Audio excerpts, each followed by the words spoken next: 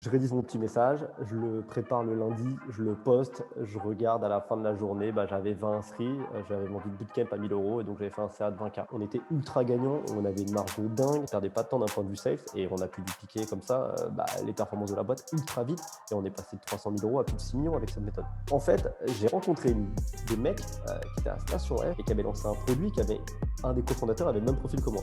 Je me suis dit, mais en fait, si ce gars-là a pu réussir à le faire, pourquoi moi je peux pas le faire? Je les rends en disant, tiens, les premiers c'est 500 euros, on va faire 700, 800, 1000, 1500, tu vois, pour voir s'il y avait un point de rupture entre la proposition de valeur et la tarification. Donc toi, tu arrives, tu dis, bah voilà, moi je suis capable de faire ça. Par contre, j'ai besoin d'avoir ton retour et le produit va être pensé pour toi, par rapport à toi. Et donc, tu vas avoir un peu un produit sur mesure. Une décision qui est très difficile, c'est de dire, stop, on arrête.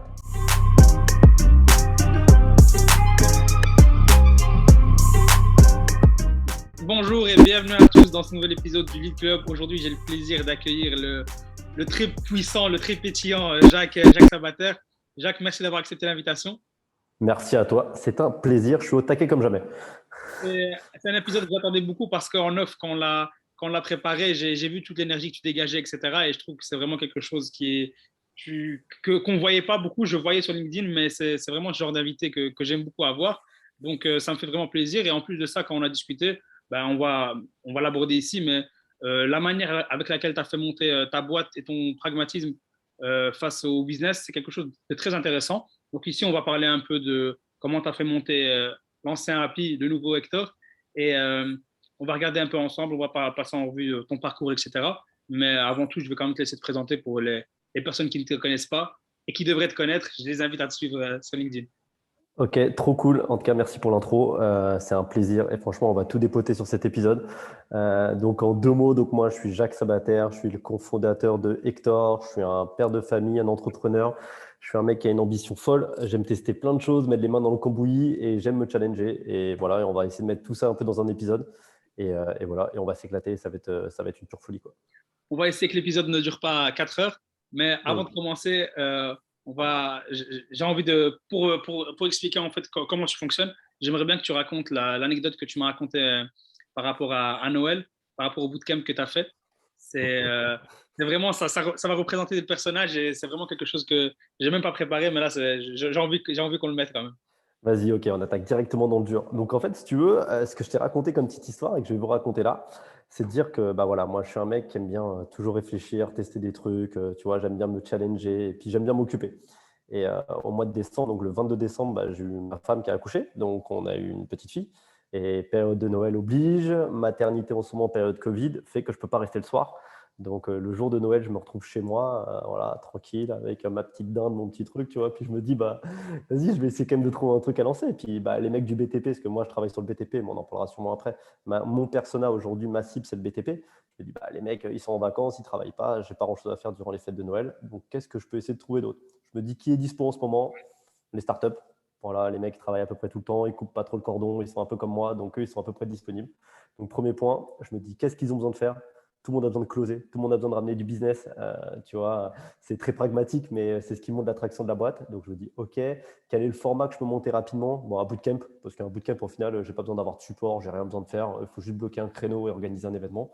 Donc je me dis, voilà, j'ai trouvé ma cible, j'ai trouvé ma proposition de valeur et j'ai trouvé voilà, ce que j'allais leur proposer derrière. Je me dis comment je peux délivrer mon message facilement. Je me dis, c'est cool, je suis dans un Slack sur Station F, donc c'est un groupe de discussion interne à Station F. Je me dis, bon, voilà, je vais leur faire un petit message. Derrière, je vais leur faire tout un effet, tu vois, FOMO, tu vois, la peur de louper quelque chose en disant, ouais, un truc de dingue, voilà mon parcours. Les gars, candidater, ça va être une pure folie, c'est moi qui sélectionne les profils. Et puis derrière, on va faire un truc de folie. Donc je me dis, je vais écrire un message sur Slack.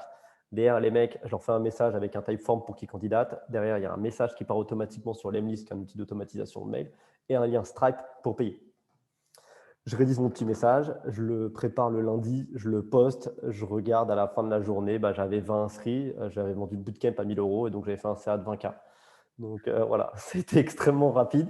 Bon, derrière, j'ai dû essayer de délivrer, de monter un bootcamp, mais ça montre un petit peu comment on peut monter quelque chose de façon très pragmatique et extrêmement simple en disant, voilà, j'ai une idée, est-ce que ça répond à un besoin marché? Je la teste, derrière, je vois ce que je fais. Fake it until you make it, en sachant que derrière, il faut délivrer, quoi. Mais ça, c'est toujours la promesse. Ah, mais ça, justement, on va dire c'est ton point fort. L'avantage, c'est ce côté pragmatique que tu as, où c'est assez structuré. J'avais j'avais regardé l'épisode avec Skelesia et j'avais vraiment beaucoup aimé la manière avec laquelle tu approches les choses. Si voilà, ici, toi, tu as commencé dans le BTP, on a passé les présentations parce que je voulais vraiment rentrer, mais tu étais commercial dans une boîte de BTP, c'est ça? Ouais, exactement. Et, Vas-y, vas-y. et justement, moi, l'anecdote, je vais te laisser parler, mais l'anecdote que je voulais vraiment que tu racontes, c'est le jour où tu t'es dit comment faire, parce que tu as une règle, c'est je ne veux pas de clients qui ne me ramènent pas 10. Et il y a eu un jour où il y a eu ce déclic-là. J'aimerais revenir dessus parce que je me dis, c'est quelque chose qu'on néglige souvent, et souvent, même les entreprises qui se développent, après avoir eu un client, ben, limite, elles font encore plus d'efforts pour en avoir un deuxième. Et ça, c'est pas Ouais, normal. c'est clair. Non, c'est clair. Bah, enfin, c'est une histoire, c'est toujours pareil. Si tu veux, pour te mettre un petit peu de contexte, moi, quand je suis rentré dans la boîte du BTP dans laquelle j'étais, la boîte était en plan de redressement. Donc, elle était dans la galère. Voilà, l'idée, c'était que je la relance d'un point de vue commercial, mais la boîte, elle était au bout du bout, c'était la fin de la fin, tu vois. Et on me dit, bah voilà, il faut que tu ramènes du business. Sauf que dans une PME un peu tradie, tu as peut-être 20% de ton temps pour vendre. Tu vois, les mecs, ils vont faire des trucs annexes. Genre, je devais aider à monter des fenêtres chez Madame Martin. Je devais faire des trucs administratifs. J'ai dit, ah, les gars, j'ai pas le temps de vendre et je dois vous aider à sortir de la galère. Et un matin, j'arrive en rendez-vous. Je sais plus si c'était un matin, un après-midi, mais pour le storytelling, on va dire que c'était un matin. Tu vois, je me pose devant un immeuble où j'avais rendez-vous à Paris, tu vois. Et puis je regarde et je me dis, mais en fait, je suis bête, quoi. Je vais changer des fenêtres dans un appart. Tout le monde a les mêmes fenêtres. Donc, je suis rentré chez le prospect. Je lui ai dit, c'est simple. Euh, Toi, tu veux faire une bonne affaire. Moi, je veux faire du volume. Ce que je te propose, le deal, il est extrêmement simple. On organise un apéro vendredi prochain. Tu fais venir le maximum de personnes de la copropriété. Je prends un maximum de rendez-vous. Et d'ailleurs, on fait un prix dégressif par rapport au nombre de commandes. Le mec, ça l'a motivé. Moi, je suis allé voir le gardien pour dire voilà, on va faire un petit truc, etc. J'ai mis des mots dans la cage d'escalier, dans l'ascenseur et tout et tout. Et le vendredi, je me suis pointé avec mon petit tank de fenêtre, tu vois, genre en mode à l'arrache. Et je me suis dit bon, je vais me débrouiller, je vais voir ce que je peux faire. Réellement, c'est l'enfer. Tu te retrouves face à 30 copropriétaires. C'était une tannée, mais j'ai chopé plein de rendez-vous et chopé plein de commandes. Au lieu d'en choper une, j'en ai chopé plus d'une dizaine, tu vois. Le panier moyen était sur un appart, était à 10 000. On a fait plus de 150 000 euros. Et je me suis dit, mais en fait, c'est ça, il faut le dupliquer. Et au final, quand j'entrais dans une copro, moi, ma cible, c'était copro. On avait un produit spécifique, donc je savais sur quel copro il fallait que je rentre. Quand j'avais un rendez-vous dans ce jour-là, et ben, derrière, je déployais cette méthode-là. Ce qui était super intéressant, c'est que je faisais du one-shot, je faisais beaucoup de choses, et derrière, je faisais du récurrent. Parce que dès qu'il y avait un nouvel appartement, il fallait changer les fenêtres. Ben, les mecs, ils ne voulaient pas s'embêter. J'en ai changé 10 dans l'appart, tu ne vas pas chercher une autre boîte. Moi, la vente, elle se faisait en 2-2. Les techniciens derrière, ils venaient, ils avaient déjà fait 10 appartements, ils connaissaient les subtilités. Enfin, on était ultra gagnants, on avait une marge de dingue, on ne perdait pas de temps d'un point de vue sales et on a pu dupliquer comme ça les performances de la boîte ultra vite et on est passé de 300 000 euros à plus de 6 millions avec cette méthode. Tu as standardisé la vente, en fait, et ce qui est bien, c'est que tu as laissé les gens se concentrer sur ce qu'ils aiment faire, en fait. Ils sont forts là-dedans, Exactement. fais ça, standardise, en plus, ça devient de plus en plus simple parce que tu es Ouais, bien expert, sûr. tu as toujours le même chantier à faire. Donc, Bah, c'est c'est ça. Mais surtout que si tu veux, nous on avait un produit, c'est la fenêtre. Et tu vois, genre une fenêtre, c'est une fenêtre. Pour le particulier, une fenêtre, c'est une fenêtre. Le mec, il peut te raconter ceci, cela. La vérité, c'est que les gens, ils connaissent pas le milieu de la fenêtre et donc personne ne connaît ton produit. Donc, tu vas pas être différenciant par ton produit. Par contre, tu vas être différenciant par rapport à ton approche, ton service. Tu vois, les gens sont stressés de faire des travaux, donc ils sont rassurés qu'il y en ait d'autres qui les font, etc., etc. Donc, c'est appuyer sur ce biais-là pour être ultra efficace sur le reste. Tu vois, et d'un truc voilà, pragmatique au maximum pour pouvoir scaler un peu ton business avec un produit qui, lui, à la base, n'est pas scalable. Parce que tu vois, on dit une fenêtre, c'est une fenêtre. Comment tu veux scaler une fenêtre? Bah voilà, on a mis une méthode qui permettait de scaler, quoi.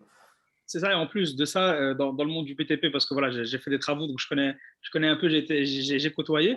Et toujours, tu as quelqu'un qui vient avec des prix cassés, tu te dis, lui, il va faire n'importe quoi. Puis tu as des pros qui viennent avec des prix hyper élevés. Et toi, en fait, l'avantage, c'est que tu viens avec des prix qui vont être beaucoup plus bas, mais c'est justifié par le volume. Et donc, même eux, ils sont un peu rassurés parce qu'ils disent, voilà, normalement, ces fenêtres-là, je les avais à 15 000 balles. Ici, le fait qu'on se mette tous ensemble, on est gagnant, on les a à 10. Donc, même eux font une bonne affaire au final. Et tu te dis, mais en termes de satisfaction, je pense que si tu avais pris chacun tout seul et essayé de le closer à 10 000 balles, c'est pas la même chose que de les avoir tous eu en même temps.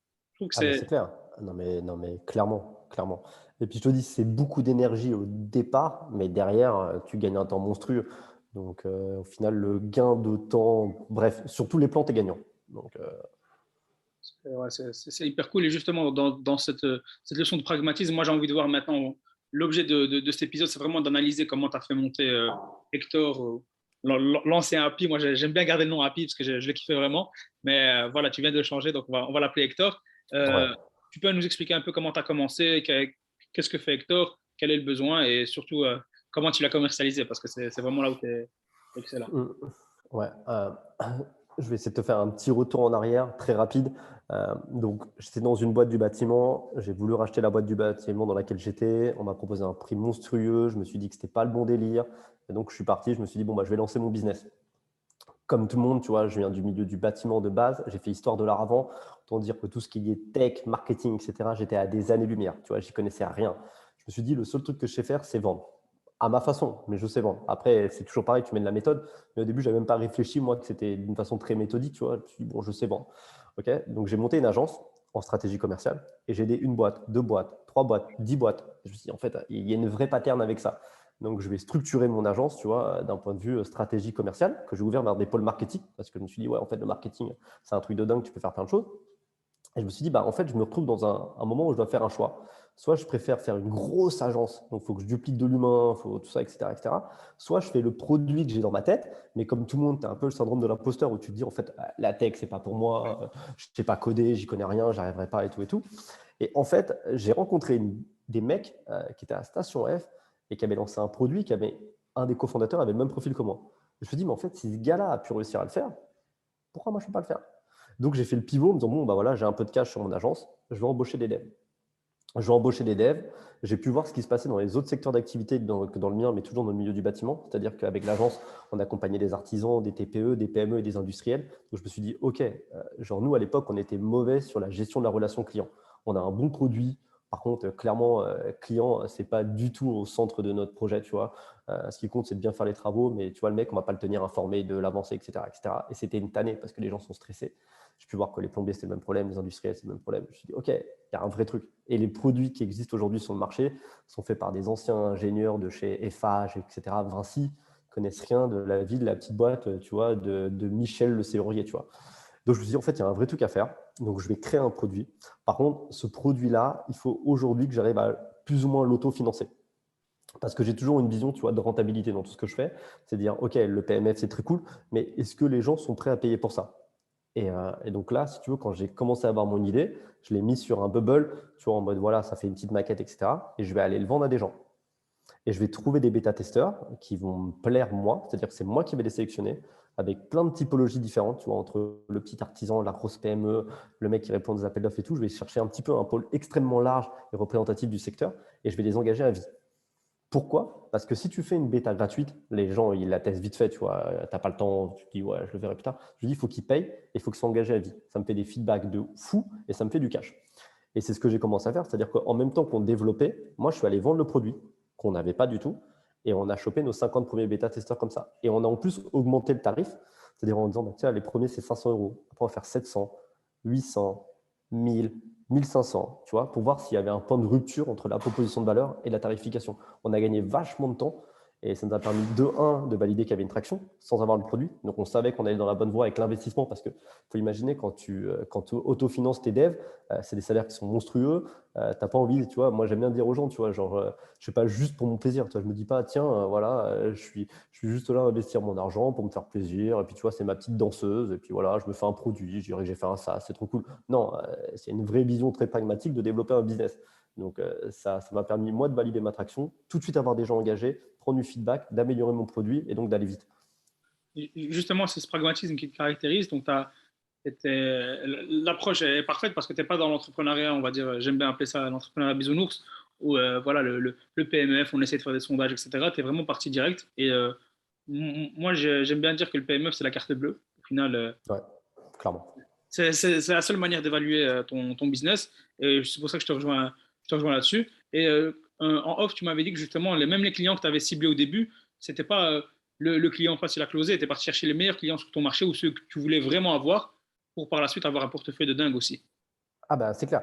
En fait, si tu veux, il y a plusieurs choses dans la chose. C'est-à-dire que moi, je voulais avoir un panel qui soit large, mais surtout, c'est que j'aime bien appeler, c'est la méthode du domino. C'est-à-dire que moi, j'essaie de trouver le premier domino qui va faire tomber les autres dominos. Donc, ce que je fais, c'est que j'essaie toujours de trouver des mecs un peu influents, toujours la même méthode que ce que je fais dans le BTP. Un client en ramène 10.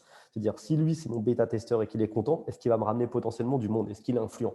Et donc, ça a été un truc que j'ai fait. Et donc, je essaie toujours de remonter à la source. Typiquement, une PME, ça m'intéresse, mais moi, ce que je veux, c'est ce qu'il y a au-dessus d'une PME. Au-dessus d'une PME, c'est un réseau. Tu vois, c'est souvent un réseau, souvent un partenaire, c'est souvent un produit, souvent une marque, etc., etc.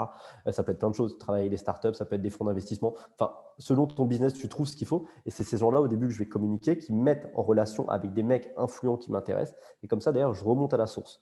Et si tu veux, c'est quand je remonte à la source et que tout le monde est content en bas, c'est que j'ai trouvé des ambassadeurs. Là, c'est ce que j'appelle la méthode de la ruche. Tu vois, j'ai trouvé la reine des abeilles qui permet de faire amener toutes les autres abeilles. Et ça, c'est super important et pragmatique. Et c'est pour ça qu'au début, si tu veux, je suis allé vraiment à la mano en me disant bah, toc, toc, toc, salut, voilà ce que je fais, tu as vu, c'est stylé. On ne va pas aujourd'hui parler d'un deal. Présente-moi quelques boîtes influentes que tu as dans ton réseau. Je vais les voir. Toc, toc, toc. Je suis en train de faire ce produit-là. Tu as envie de le tester. Ouais, cool. Voilà combien ça coûte. Voilà ce qu'on va te demander. Voilà ce qu'on va t'apporter. Voilà, etc. Tu testes. OK, on y va.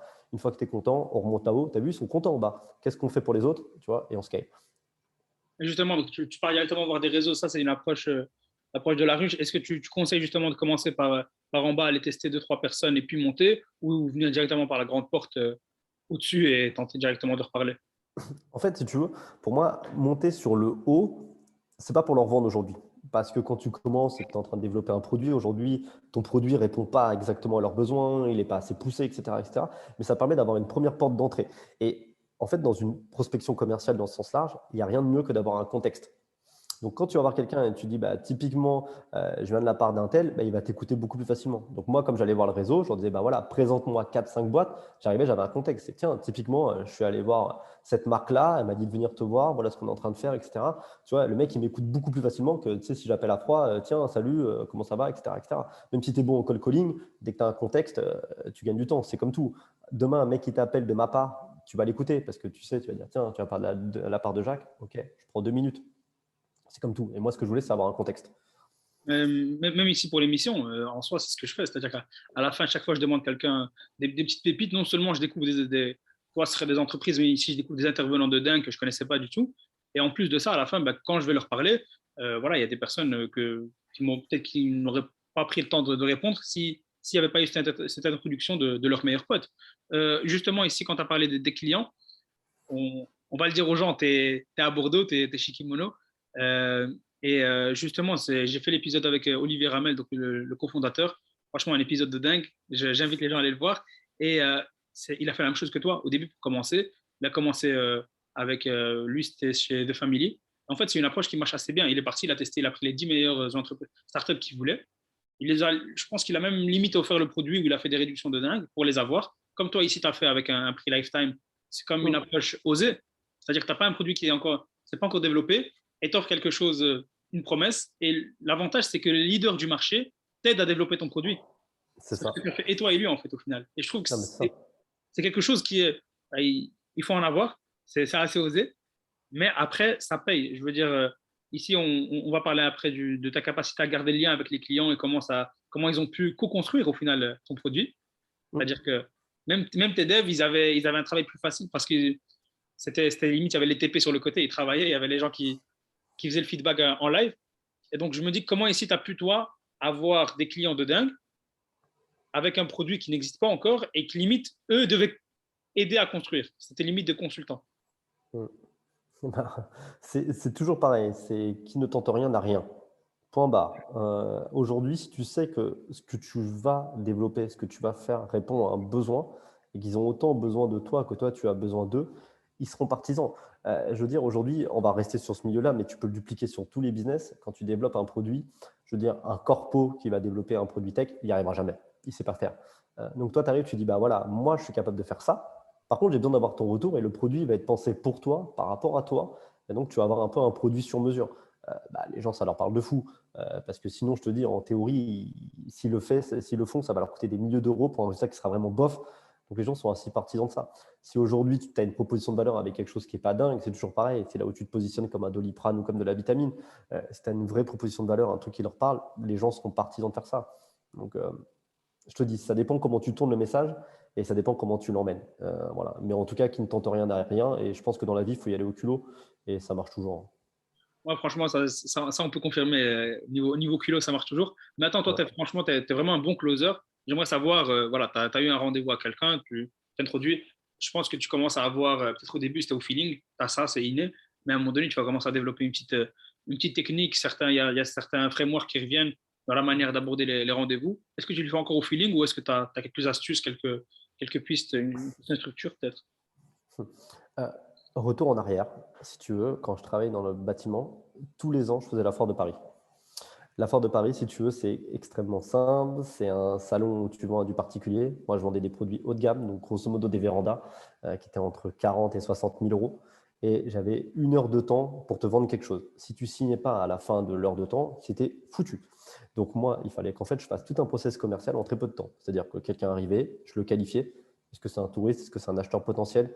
Est-ce que c'est quelqu'un qui est capable de prendre la décision à l'instant T ou non? Parce que ça, tu le vois très facilement avec des petites questions. Si cette personne-là, c'est un peut-être, clairement, tu lui dis, bah, on prend un rendez-vous tout de suite, tu vois, chez toi. Et maintenant, tu vas quitter la zone où tu es parce qu'il n'y a que des vendeurs. Tu vas aller au stand là-bas où ils font des acras de morue qui sont délicieuses et tu t'en vas de là où tu es. Tu vois, tu t'éloignes. Voilà. Donc ça, c'est le premier truc. Et le mec qui potentiellement peut acheter, tu as 1 heure de temps pour lui vendre. C'est oui ou non. Il n'y a pas de peut-être. S'il part et qu'il n'a pas acheté, c'est trop tard. Et ça, c'est super important dans le mindset. C'est-à-dire que moi, quand je suis avec quelqu'un en visio, c'est-à-dire que mon seul objectif à la fin, c'est que tu signes. Si tu ne signes pas, ça veut dire qu'en fait, bah, je ne t'ai pas fait assez briller tes yeux. Je n'ai pas réussi à appuyer en tout cas ma proposition de valeur et te faire comprendre que ce que j'allais t'apporter résolvait vraiment un vrai problème chez toi. Et donc derrière, tu vas devoir réfléchir. Et quelqu'un qui réfléchit, c'est quelqu'un qui cogite. Et quelqu'un qui cogite, c'est jamais bon, parce que dès que tu le revois une autre visio, il revient sur des points, tu traînes, tu n'avances pas, etc. Et en fait, tu vois que ton processus de vente, c'est 3, 4 visios. C'est impossible, tu vois. Donc moi, c'est très cadré. Je sais ce que je dois lui dire, tu vois, je sais les questions que je dois lui poser. Je le fais se projeter dans le produit. Donc, je l'emmène vraiment en immersion. Par rapport à ce qu'il m'a dit en amont, je sais sur quel type de points je dois appuyer, qui sont des vrais points, tu vois, douloureux pour lui, en fait, qui sont des vrais pains, pour qu'en fait, il se dise à la fin, attends, au moment où j'arrive, on a tout soulevé, on a tout vu. Bah, la next step, c'est quoi? Genre, OK, on fait l'onboarding, on se donne encore un rendez-vous quand? Le prix? OK, le prix, c'est ça. Mais le prix, tu t'arrêtes pas, en fait, c'est une variable. Tu vois, et souvent, les gens, en fait, ils préparent toute une argumentation sur le prix en train de te justifier. Oui, mais le prix, c'est tant par jour, c'est ceci, c'est cela. Mais si tu signes. Non, en fait, le prix, c'est une variable. T'en bas. Quand tu sais la proposition de valeur que tu apportes, c'est le prix, c'est une variable. Maintenant, c'est quoi la next step? En fait, on a soulevé toutes tes problématiques. Ouais, OK, tu as ça comme problème, tu as ça que tu as envie de solutionner. Ça répond, OK, comment on le met en place? Maintenant, on va s'amuser. Tu vois, la suite, ça va être de la folie. C'est maintenant, on fait de la partie chiante, tu vois, OK. Mais les gens ont envie de rationaliser leur achat. Et comme souvent, les gens qui sont en face ne sont pas toujours alignés par rapport à leurs produits pour X raisons, tu vois, parce qu'ils ont des doutes, parce qu'ils ne savent pas, parce que est-ce que mon produit va bien marcher pour ça, etc., etc., et qui ne sont pas à l'aise avec leur prix, parce que voilà, ben, tu arrives à la fin de la démo et ça fait pchit, tu vois. Typiquement, je vais te prendre un exemple, c'est que la dernière fois, enfin, moi, j'accompagne des fois des boîtes, tu vois, sur leur partie démo, pour un petit peu ce qu'ils font mal. Et tu vois, il y avait une solution où en gros, l'entreprise devait dire à leurs clients de télécharger une application pour suivre le projet. Et quand il expliquait dans la démo, à la fin du truc, je lui ai dit, écoute, clairement, moi, je le vois comme un problème. C'est-à-dire que moi, je dois motiver mes équipes en interne à télécharger une application à l'utiliser, plus je dois motiver mes clients à télécharger une application. Autant dire que moi, je vois que le travail, quoi. Je ne vois pas le bénéfice pour moi. À l'inverse, que si tu le tournais différemment et que tu ne faisais pas, en fait, tu vas télécharger une application. C'est juste que justement, tout le point de rupture que tu as d'habitude, tu l'auras plus parce qu'en fait, tu vas avoir tout ça, tout le suivi, tu vas l'avoir directement sur ton téléphone. D'ailleurs, tu te positionnes en tant que bénéfice. Tu ne vois pas comme une problématique. Et c'est là l'enjeu. Et pour moi, c'est un truc que j'adore faire. Et c'est bien connaître ces personnes-là, bien connaître et écouter les gens pour tout reformuler, emmener ta démo en fait sur une projection, une immersion. C'est-à-dire que, OK, typiquement, je vais prendre un exemple dans le bâtiment. OK, tu veux une pièce à vivre, tu veux ceci, tu veux cela, tu veux la luminosité, tu veux du dedans, dehors, etc., etc., etc. Voilà, le projet, c'est ça. C'est quoi le prix? C'est 50 000 euros. Mais en fait, 50 000 euros, ce n'est pas le prix. C'est permettre de réaliser ce projet-là. Tu vois? Et ça, c'est un truc où moi, je suis extrêmement à l'aise et j'ai vraiment pas de point de friction en parlant du prix parce que pour moi, c'est une variable. Et si c'est un sujet, ça veut dire que, en gros, aujourd'hui, je t'ai pas résolu un doute que toi, tu as. Donc, c'est-à-dire que tu n'es pas prêt à l'achat. Oui, justement, et donc, par exemple, voilà, on fait beaucoup de visio. Il y a beaucoup de maintenant, surtout les startups, etc., elles font beaucoup de démos. À la fin, ils te disent toujours, un des problèmes, c'est que le gars te dit, je vais réfléchir, ou que le prix, j'ai envie de voir la concurrence, etc. Comment tu fais, en fait, pour enlever ça? Est-ce que tu utilises le FOMO à fond ou pas du tout? Non, bah, si le mec il a besoin de réfléchir, c'est tout simplement la question, c'est lui demander pourquoi il a besoin de réfléchir. Qu'est-ce que j'aurais pu vous dire pour éviter que vous ayez cette phase-là de réflexion? En fait, c'est l'interroger lui, c'est dire que lui, il a encore des doutes. C'est quoi le doute? Aujourd'hui, le doute, c'est quoi? C'est de convertir, c'est que, genre, par exemple, si c'est un outil qui est pour tous les collaborateurs, c'est de convertir les collaborateurs. OK, bah, lors de la mise en place, on peut faire un onboarding où nous, on va venir sur place pour aider justement à avoir une adhésion collective et donc on peut faire un soutien. OK, on règle ce problème-là, on y va, tu vois, et ainsi de suite. C'est quoi aujourd'hui le frein que tu as? Si le frein il est financier, si le frein il est financier, ça veut dire que le gars ne voit pas la valeur ajoutée d'utiliser ton produit. Point barre. Enfin, je veux dire, si aujourd'hui tu sais que, je te dis n'importe quoi, on va prendre Apple, hein, tu achètes un téléphone, tu vois, le téléphone il vaut 1300, 1400, 1500 euros, tu vas l'acheter, tu le payes, tu sors, tu as le sourire, point barre. Tu t'es pas posé la question du prix. Ah voilà, donc la réalité c'est que si on te pose une question sur le prix, c'est juste qu'il ne voit pas la valeur ajoutée qu'il a à payer ce prix-là. Donc Si c'est plus justement, une question, il faut bien vendre en fait au final. Donc il faut se concentrer sur le côté bénéfice où tu es là en train de donner en fait, comme Apple, tu sais que tu achètes, en soi, tu n'achètes pas le côté Apple au téléphone, tu achètes l'expérience, le sentiment d'avoir un Apple. Donc ouais. il faut créer l'univers autour. Ouais, il faut créer l'univers, mais aussi, c'est, je te dis, dans toute ta discussion, dans tout ce que tu peux apporter, c'est de dire, tu te positionnes comment? Moi, j'aime bien appuyer là-dessus. Si tu as un Doliprane, tu as mal à la tête, je te vends un Doliprane. C'est easy. Si par contre, je te vends de la vitamine quand tu as mal à la tête, c'est du long terme. Tu vois, c'est de te dire, attends, ça va te soigner, ça t'évitera d'avoir. Là, c'est long, c'est compliqué, c'est les phases de réflexion, il faut convaincre, etc., etc. Donc, au final, c'est de dire, aujourd'hui, c'est quoi le problème? Pourquoi on se voit aujourd'hui, toi et moi? Tu vois, c'est pourquoi aujourd'hui tu prends le temps de faire une visio avec moi? Ok, ça, c'est ton enjeu. Eh ben, je vais te montrer comment tu vas pouvoir le résoudre. Mais typiquement, c'est je t'emmène avec moi dans le voyage. Et souvent, les gens sont très focus sur leur produit. Tu vois, genre, ouais, mon produit permet de faire ça, regarde la fonctionnalité, ceci, cela. Et là, tu rentres dans une autre discussion qui n'est pas de dire je te résous un problème, c'est je te vends de la caractéristique, je te vends de la fonctionnalité. Et ça, il n'y a rien de pire. Parce que fonctionnalité, qu'est-ce que tu fais? Tu listes toutes les fonctionnalités, tu listes les fonctionnalités de ton concurrent, tu regardes un prix à la fin, une addition, tu dis ouais, tu vois, ce que j'ai, ça le fait déjà. En bas, tu vois. Moi, je parle jamais de mes fonctionnalités. Tu vois, est-ce qu'on a un calendrier? Oui, on a un calendrier. Est-ce qu'on envoie des mails? Oui, on envoie des mails. On s'en fout. On s'en fout de ça. Tu vois, on s'en fout. C'est pas le truc. C'est que nous, on automatise toutes les tâches sans valeur ajoutée. Point barre. C'est ça, en fait, qu'on va te résoudre. On va te résoudre le fait que tu n'es pas payé en temps et en heure, tu vois, en bloquant certaines étapes. Tu vois. Mais le reste, comment ça fonctionne, on s'en fout. Tu vois. Parce que sinon, je te dis, tu arrives dans un rapport où c'est pas bon, surtout quand tu es une startup. Surtout quand tu es dans une startup où tu as des produits qui existent, qui sont beaucoup plus solides en termes de fonctionnalité. Tu vois, toi, tu es beaucoup plus véloce sur d'autres points. Toi, tu vends une vision, toi, tu vends une aventure, tu vends un voyage. Tu vois. Et c'est là où tu dois réussir à te positionner. Et justement, ça, c'est le vrai problème que moi, je vois que les startups que j'accompagne, on va dire, c'est sur le côté euh, ciblage. C'est-à-dire qu'ils font des démos avec tout le monde et n'importe qui. Toi, comme tu m'as parlé du Salon de Paris, l'avantage, c'est que tu qualifiais directement la personne. Donc, tu lui parlais, tu voyais, tu prenais la Bien sûr. température. Comment faire pour prendre la température sur Internet maintenant pour une startup, par exemple? Bah, c'est une question qui est extrêmement vague. Tu vois, ça dépend de ton produit et de ce que tu veux vendre. Mais dans tous les cas, c'est que tu as un premier appel qui permet de qualifier les choses. Pour moi, tu as plein de choses. C'est-à-dire qu'il y a des gens maintenant qui veulent tout automatiser. Tu vois, on veut automatiser, on veut arriver. C'est-à-dire faire un product-led growth, c'est magnifique. Tu vois, c'est grandiose. Tu vois, par exemple, Marwan, il adore faire ça, il adorerait faire ça. Et Raw Respect, s'il y arrive, tu vois. Mais ça, c'est magnifique. Mais la réalité, c'est que il faut qualifier. Aujourd'hui, quand tu as le moindre lead qui arrive, tu vois, il faut le qualifier. Est-ce qu'il correspond à toi? Oui ou non? Il est dans quel type de maturité? Et derrière, tu proposes une alternative. Il faut savoir dire non. Je veux dire, aujourd'hui, on a tous une variable qui est malheureusement, qui ne peut pas s'étendre, c'est le temps. Le temps, c'est ce qu'il y a de plus important. C'est la denrée la plus importante. Donc, il n'y a rien de plus efficace qu'un coup de fil. Pour moi, tu vois, c'est pas scalable. Par contre, c'est ultra efficace. Ouais, tu sais directement si c'est oui ou non au final.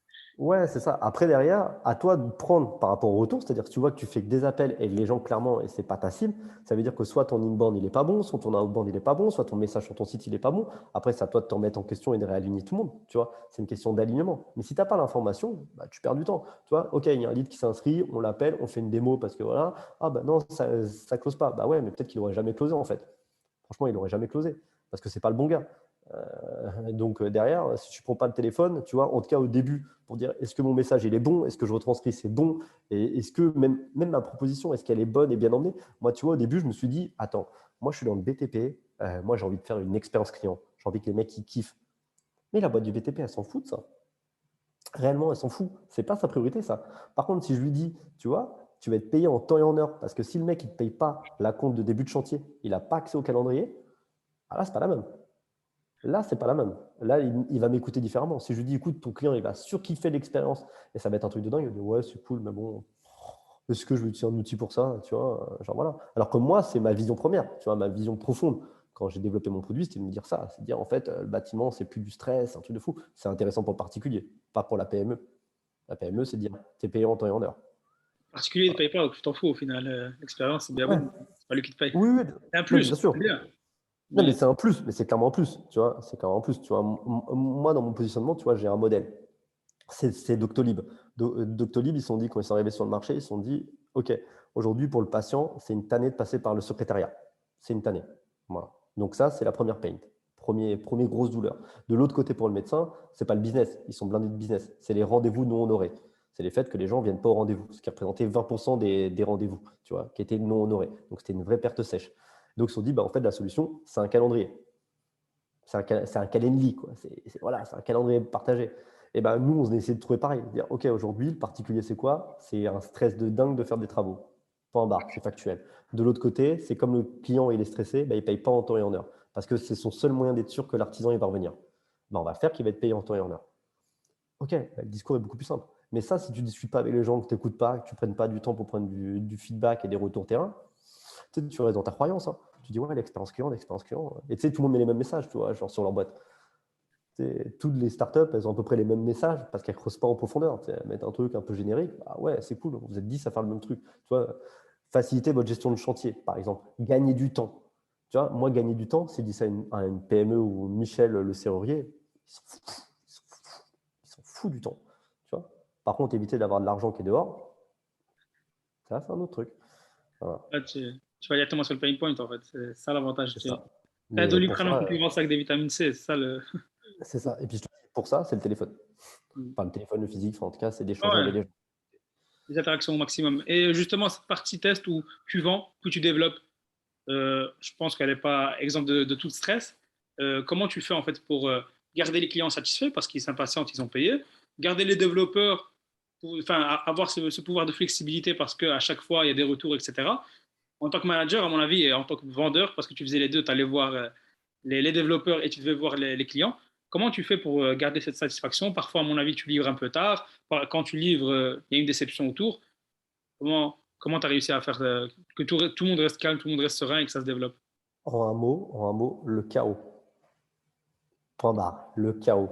Là, tu as la belle histoire. Tu as aussi de l'autre côté, c'est que quand tu gères les deux, c'est super compliqué. On a eu des grosses étapes de chaos. C'est-à-dire qu'on est parti au début sur un produit, tu vois, avec une architecture qui était une architecture de base. Derrière, on a rajouté des briques. Et quand tu développes, tu viens rajouter des choses que tu en enlèves, que tu remodifies, etc., etc. À un moment, le produit, il pchit.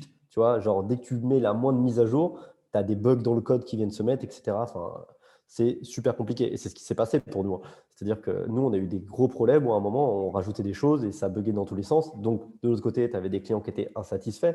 Voilà. De l'autre côté, bah, tu as les devs qui sont là, attends, on fait, on refait, on ne trouve pas le truc, etc. Très, très, très, très compliqué. Et donc là, tu prends une décision qui est une décision qui est très difficile, c'est de dire stop, on arrête. C'est-à-dire que là, on fait une V1 et il y aura ça. Il n'y aura pas d'autres fonctionnalités, il y aura ça. Et tu vas voir tes clients en frontal. Tu dis voilà, aujourd'hui, on a développé une V1 qui permet de faire ça. Ce que vous voulez faire là, aujourd'hui, je ne suis pas capable de le faire. Et il faut savoir dire non, parce que souvent, les gens, tu sais, ont le oui facile, mais sauf qu'à un moment, ça peut tuer ton produit. Donc, il vaut mieux dire non, dire aujourd'hui, on ne peut pas le faire, on pourra faire ça. Et derrière, par contre, on est en train de travailler sur une V2 avec une autre architecture qui sera beaucoup plus souple. Et là, on va pouvoir faire ça, ça, ça, ça, ça. Nous, on a fait des groupes, si tu veux, on a fait des groupes de discussion. Donc, on a pris quelqu'un en interne qu'on a embauché vraiment pour ça, pour vraiment créer le produit, faire des maquettes sur Figma qui sont cliquables, tu vois, pour voilà, les impliquer et leur montrer ce qui se passait et être transparent avec eux. Et clairement, on a fait la décision de dire la V1, on la laisse comme ça, telle qu'elle. Voilà, elle fonctionne, elle peut aller de là à là à là à là. Tu veux un système plus hybride, plus souple, ça sera sur la V2. Et on sait que notre persona qui répond bien à la V1, c'est celui-ci. Donc on sait qu'aujourd'hui, tu vois, par exemple, sur tout le marché des boîtes du bâtiment, on ne peut pas travailler tout avec elle. Et on le sait, c'est pas facile, mais tu le sais. Donc tu sais sur qui d'ailleurs tu vas faire ton acquisition. Par contre, tu as une transparence qui est dite, tu as une roadmap qui est définie. Les autres personnes en fait qui peuvent aujourd'hui potentiellement être intéressées pour travailler avec nous, tu dis non, à l'instant T, on ne peut pas. Par contre, on peut vous faire rentrer dans cette boucle de réflexion. On va vous envoyer les maquettes, on vous envoie les trucs, etc., etc. On les implique, on les projette, on les accompagne. D'ailleurs, on met plein de petits hacks, tu vois, on leur envoie des cartes postales, on fait des petits trucs un peu sympas, toujours pour qu'ils aient une sensation qu'on soit là sans être là, en tout cas qu'il y ait toujours une relation qui se fait. Et tu développes comme ça. Mais au moins, on a une certaine souplesse. Et aujourd'hui, on a été obligé de le faire. Donc, réellement, le chaos, difficile. Il faut prendre des décisions, des fois qui ne sont pas simples, mais en tout cas qui permettent d'avancer beaucoup plus sereinement, quoi. Justement, Et éviter que le bateau, tu vois, chavire, quoi. il y a Netflix qui vient de sortir le reportage sur Neymar, qui il l'a appelé le chaos parfait. Et je ne l'ai pas encore regardé, mais le titre correspond bien à ce que tu me racontes là. Ouais. Et justement, quand je t'ai posé la question, je pensais vraiment, surtout au côté développeur, je me dis, en connaissant un peu le domaine, ça doit être une galère totale de vouloir à chaque fois satisfaire les besoins du client. En termes de mise à jour et tout, tu vas péter les plombs. Et c'est là où ton rôle doit rentrer et pouvoir dire stop, on arrête. Et en termes de clients, est-ce que ça a été accepté assez facilement ou est-ce qu'il y a quand même eu de grosses réticences? Question difficile, mon capitaine. Réellement, c'est que si tu viens sur la partie dev, ça a été très difficile pour eux. C'est pour ça qu'à un moment, je voyais qu'on n'y arriverait pas. À rajouter les briques qu'on voulait en plus, on n'y arriverait pas. Donc, c'est pour ça qu'on a dit stop. Ça permettait de réaligner tout le monde et de repartir sur une base sereine, d'éviter cette notion de stress qui était assez importante.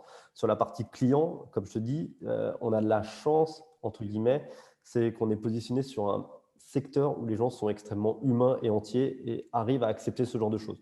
Donc, on a une transparence avec eux. Il y a des gens avec qui ça a été difficile. Mais tout à l'heure, tu vois, ce matin, j'avais un appel avec la BPI. Voilà. Et une des questions qu'ils me demandaient, c'était quel est mon taux de churn, tu vois, donc de gens qui se désabonnent. Aujourd'hui, on est à 0%. 0%, c'est très beau. On a eu des mails de gens qui râlaient, clairement. On les a toujours appelés en suivant. On a toujours expliqué les choses et ils sont toujours restés dans l'aventure. Est-ce que ça va durer? Est-ce qu'il y a peut-être des gens qui vont arrêter? C'est possible. Mais on a toujours essayé d'avoir une transparence avec eux, qui n'est pas toujours facile, mais en tout cas de leur expliquer ce qu'on fait, qu'est-ce qu'on va pouvoir faire. Et comme aujourd'hui, on répond vraiment à un besoin marché, les gens sont un peu patients et compréhensifs, en sachant que, tu vois, moi j'essaie d'être transparent, d'expliquer mon parcours aussi.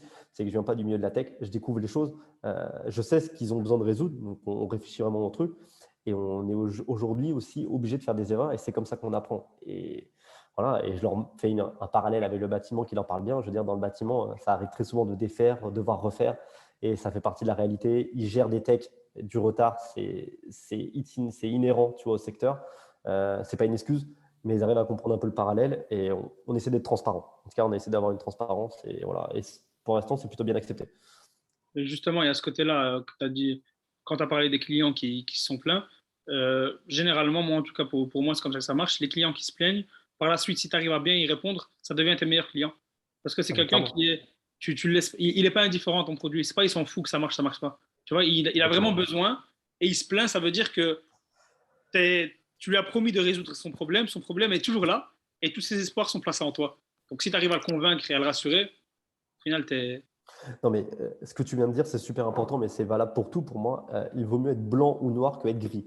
Donc voilà, s'il se passe quelque chose, ça veut dire que dans tous les cas, ils sont en train d'essayer et ils ont une réaction, qui soit bonne ou mauvaise, mais dans tous les cas, ils sont impliqués et ça te permet à toi de te challenger. Je veux dire, si je te donne une anecdote, tu vois, il y a quoi? Il y a une semaine, on a reçu un mail d'un prospect auquel on a eu une visio et ça a été la visio la plus chaotique. Et la plus chaotique. Et le mec, il m'a fait un feedback ultra complet, tu vois, de ce qu'il a ressenti. Et tu as deux types de réactions. Tu as la réaction où tu as ton ego qui parle et tu vas aller justifier point par point le pourquoi, le ça. Et tu as la seconde partie qui est pour moi la plus rationnelle, c'est de prendre du recul par rapport à ça. En fait, te dire pourquoi il a ressenti ça. Et effectivement, il a raison dans son ressenti. Et comment on améliore ce ressenti-là? Et au final, ça vaut de l'or, en fait.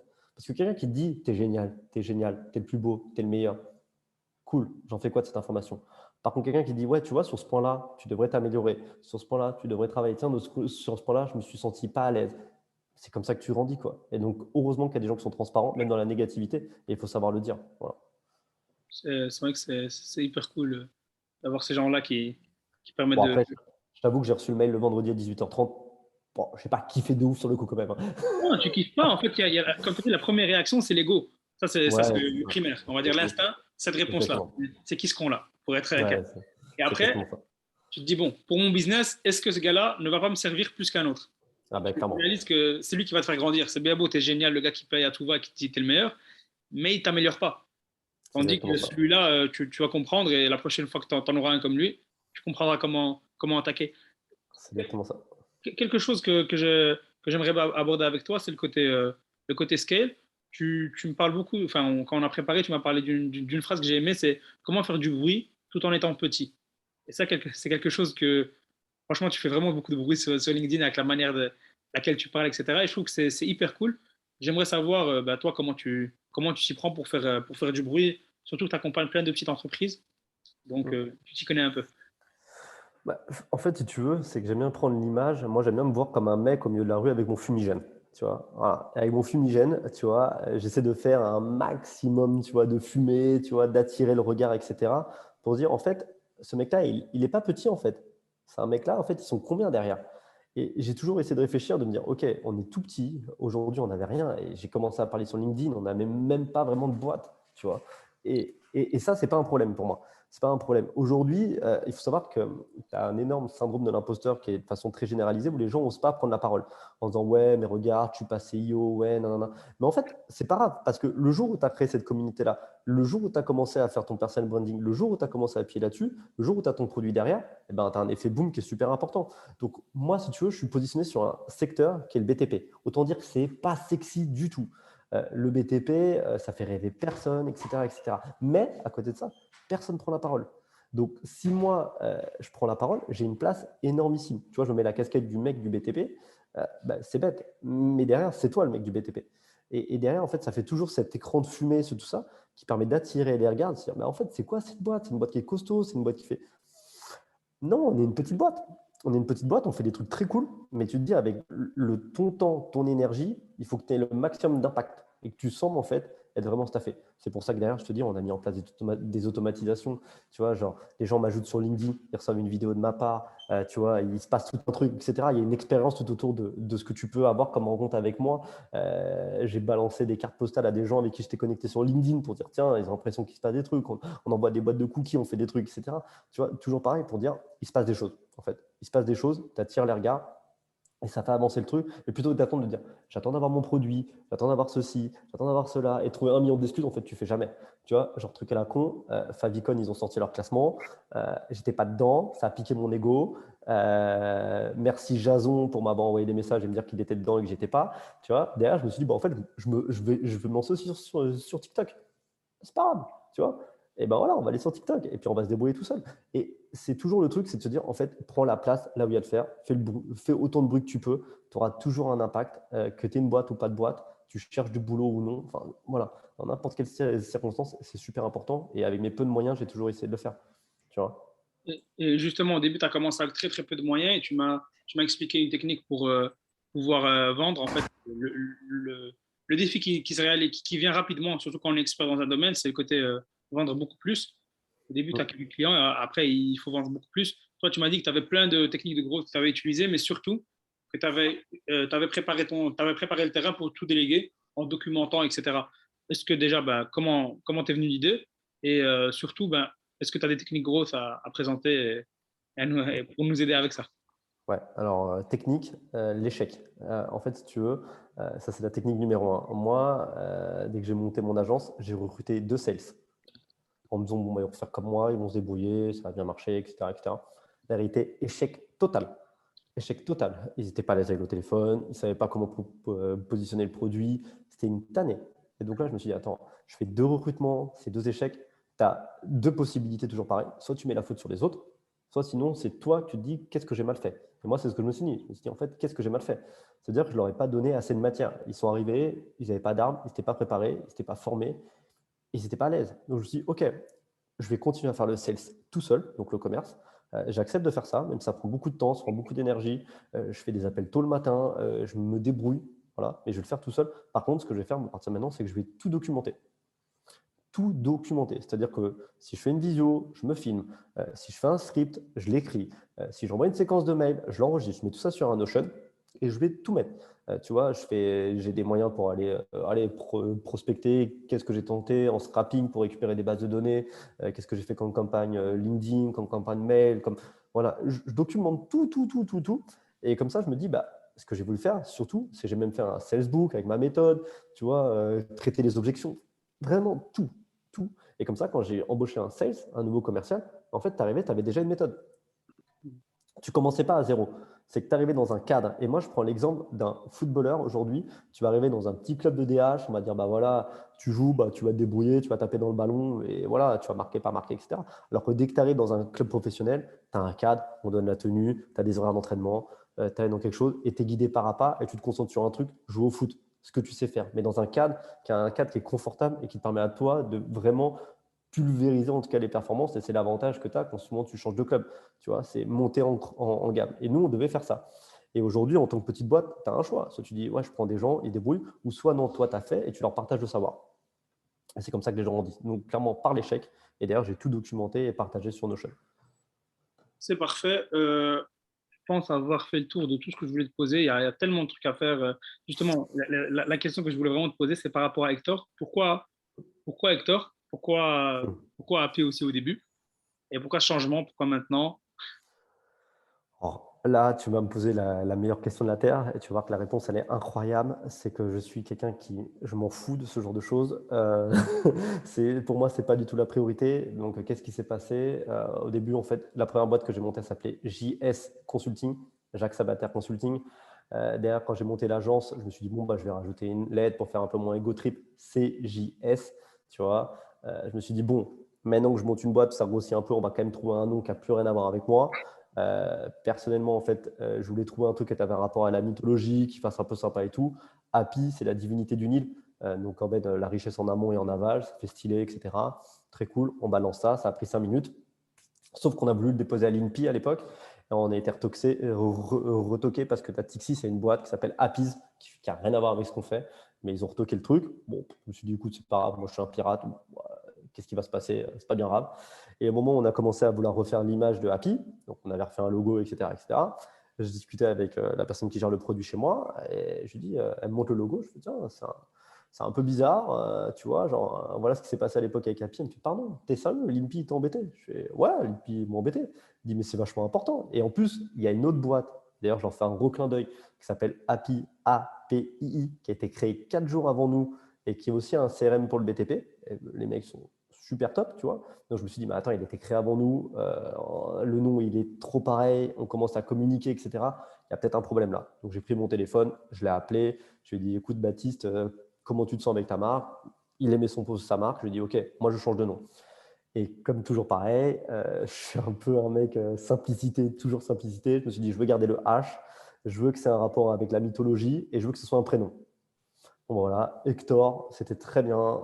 C'est le meilleur guerrier de Troie. Voilà, Troie, c'est la boîte du bâtiment. Nous, on l'aide à être le meilleur.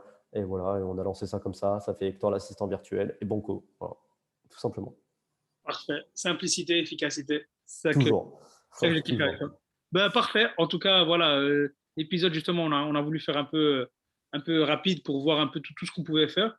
Tout ce que ton retour d'expérience par rapport à tout ce que tu as fait. Je pense qu'on a fait un peu le tour.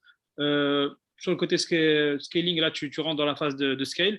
Est-ce que tu as déjà réfléchi ou c'est encore vraiment, on y va à fond en mode pirate et on verra sur le tas? Non, non, non, non, on est une vraie strat. Même si on est des pirates, j'ai quand même une vision très macro de ce qu'on fait. Sans rentrer dans les détails, en fait, dans la V2, on prépare quelque chose d'assez lourd pour ça. Et puis, on prépare notre apothéose, en fait, si tu veux. On veut faire du bruit, en fait. Il y a un gros salon du bâtiment qui sera à Batimat. Tout ce que je peux te dire, c'est qu'on prépare des grosses surprises. Voilà, mais c'est un peu de l'offre, donc je te raconterai un peu en détail. Mais ouais, non, non, on a une vraie strat, mais on fera un deuxième épisode pour expliquer ce qui s'est passé entre-temps. Ça va, parfait. Je t'attends pour le deuxième épisode, on expliquera. Je Ouais, t'ai clairement. à mon avis, il y aura beaucoup de bruit chez Batimat. On verra où est-ce que ça t'aura mené. En tout cas, merci Jacques pour ton énergie, pour ta transparence, surtout, tu nous as tout donné. Donc, c'est hyper cool. Toujours Merci aussi à toi. simple, C'était cool. efficace. J'aimerais à la fin, justement, ben, que tu me conseilles deux ou trois personnes que tu aurais sous le bras pour aller les interviewer, les inviter ici. Si tu as des petites pépites aussi punchy que toi, ce serait idéal. Mhm. Bah, ouais, j'en ai trois. Bah, le premier, c'est mon pote, vraiment. Et bon, voilà, c'est un mec incroyable. C'est pour moi le Napoléon de LinkedIn. C'est Jason Béraud. Voilà. Bref, j'en dis pas plus, mais voilà, ce mec est dingue. Ça, c'est le premier. Sinon, j'en ai un deuxième, c'est Anthony Munoz. Alors, voilà, lui, pour moi, c'est un peu le Jordan Belfort à la française. C'est le mec, c'est un ancien trader et tout. Enfin bref, à inviter absolument. Voilà. Et le dernier, c'est un mec qui me fait marrer et que j'adore taquiner. C'est Basile Vergne. Et voilà, ce gars, c'est la famille. Même s'il m'embête tout le temps sur LinkedIn, tu vois, on dirait deux gamins. Mais en tout cas, il me fait vachement rire. Et puis voilà, c'est un gars qui a un parcours incroyable. Donc clairement, c'est mes pépites. Parfait, merci beaucoup. Pour les personnes qui voudraient te contacter pour se faire accompagner ou autre, si elles ont des questions. LinkedIn, le plus simple, c'est là où je suis le plus souvent là, donc qu'ils n'hésitent pas, je réponds à tout le monde, donc n'hésitez pas à m'ajouter, n'hésitez pas à liker, commenter mes posts pour que je remonte dans le classement de Favicon. Merci pour le soutien. Alors, l'objectif 2022, c'est ça. Parce que l'année prochaine, tu dépasses Jason. C'est ça, exactement. C'est ma seule motivation, je me lève tous les matins pour ça. Ben, parfait. En tout cas, tu passeras le bonjour à Hugo et à Olivier de Kimono. Yes. Et je te dis encore une fois merci beaucoup et on espère qu'on entendra parler de toi pour tout le bruit que tu vas faire à Batimat et on te recevra par la suite pour faire le point pour tout ce que tu auras gagné et tout l'impact que ça aura eu sur Hector. On espère, je te souhaite vraiment une belle réussite et je pense que tu vas tout péter. Bon, c'est cool, merci, ça fait plaisir. Je te dis à très bientôt alors, ciao, ciao. Bah ouais, à très bientôt mec, ciao ciao.